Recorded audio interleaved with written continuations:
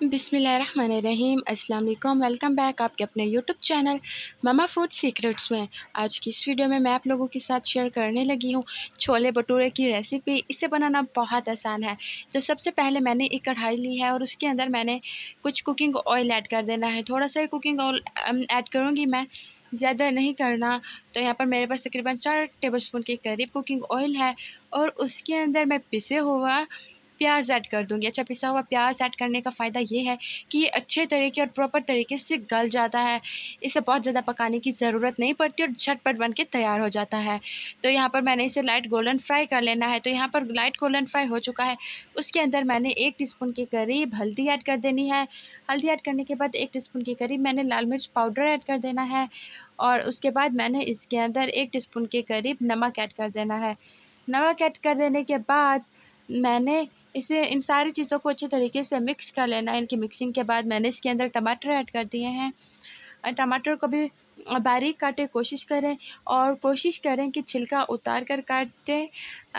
इससे गल आसानी से जाता है और इसका जो छिलका है वो हमारी सेहत के लिए अच्छा नहीं होता। यहाँ पर मैंने थोड़ी सी सुस्ती दिखाई है, मैंने नहीं निकाला इसका छिलका।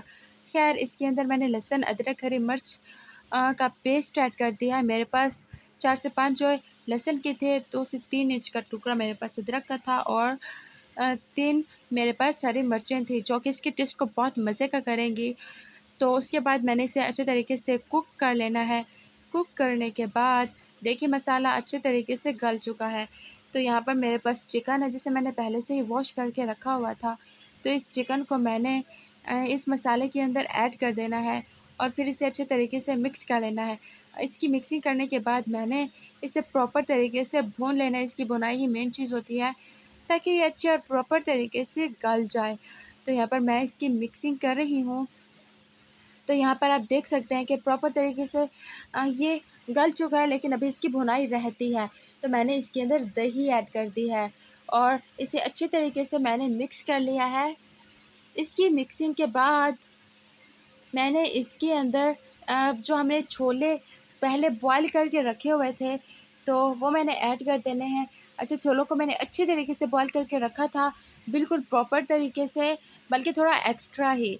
तो इसके बाद मैंने छोलों के साथ इसकी भुनाई कर लेनी है। इसके अंदर मैंने 4 अदद हरी मिर्च ऐड कर दी। अगर पसंद है तो ऐड करें, अगर नहीं है पसंद तो आप इसे अवॉइड कर सकते हैं। चम्मच से इसकी मिक्सिंग करनी है और फिर हम उसके बाद इसके अंदर पानी ऐड कर देंगे। आप जितना ग्रेवी रखना चाहते हैं उतना पानी इसके अंदर ऐड कर दें। अब मैं इंतज़ार करूँगी इसके अंदर कि बॉयल आ जाए। और यहाँ पर मेरे पास गरम मसाला है जिसे बिल्कुल बारीक पीस लिया था। गरम मसाला, कौरमा मसाला, ये सारी चीज़ों से मिलकर ये मसाला बनता है जो बहुत मज़े का होता है। तो जी, कैसी लगी आपको आज की वीडियो? अगर वीडियो पसंद आई हो तो चैनल को सब्सक्राइब कर दें। Thanks for watching.